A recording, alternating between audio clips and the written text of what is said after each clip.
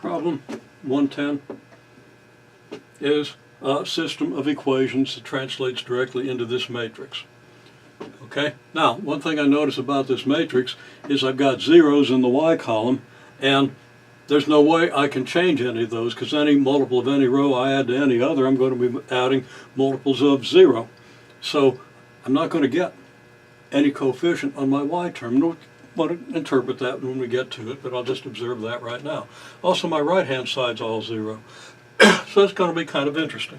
We'll have an interpretation when we get to the end of this. Okay, the first thing I really want to do is I'm going to go ahead and switch a couple of rows. I'm going to put my 1, 0, 99, 0 in the first row because of the way we reduce matrices. Having a 1 here allows us to easily eliminate the numbers below it. Okay, then no particular reason for any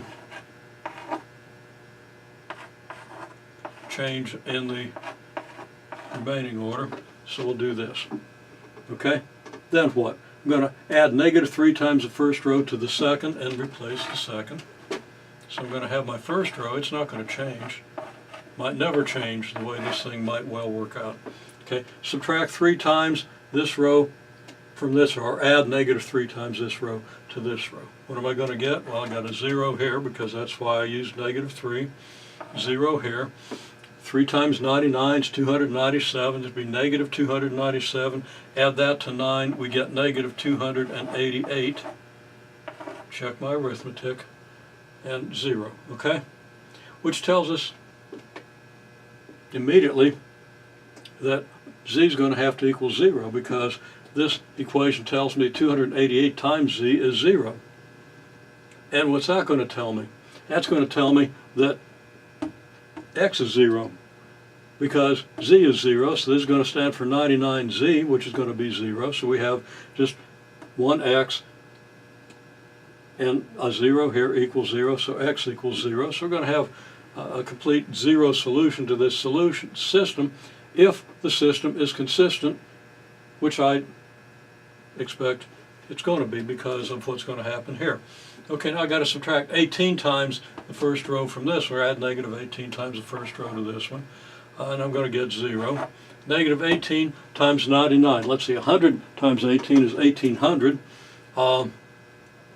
and you subtract 18 from that, you get 1782, and so we're going to have -782 added to 42, which is going to give us -1740. 0. Okay? So I can divide this row by -288. I can divide this row by -288 or -1740, and I've got -1, 0, 99, 0, 0, 0, 1, 0, 0, 0, 1, 0. Okay? And I said a minute ago we're going to get a 0 solution. Actually, we don't. We can have values for y, as we'll see.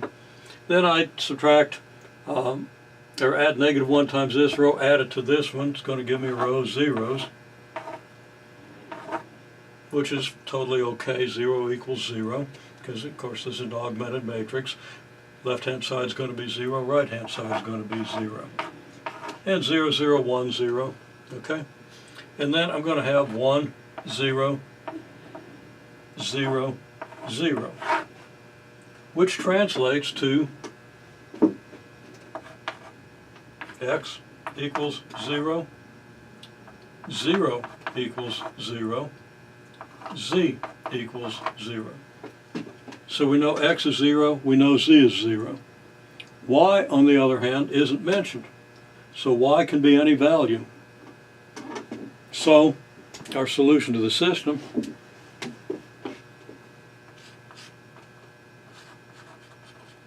okay, y can take any value.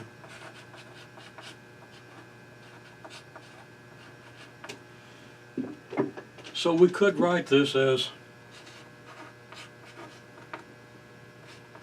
how about y equals t, where negative infinity is less than t, less than infinity. As long as x is 0 and z is 0, so maybe write that as part of the solution. Okay, also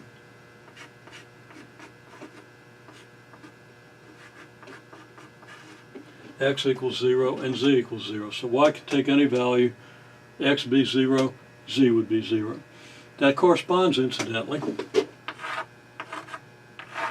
in three-dimensional space where x is here, y is here, and z is here, to what set of points? Well, x is 0 and z is 0. That means in the xy, xz plane, you have just the origin. But y can take any value. So the points for x and y, x and z are both 0, well, that's the y-axis. So our solution is the entire y-axis.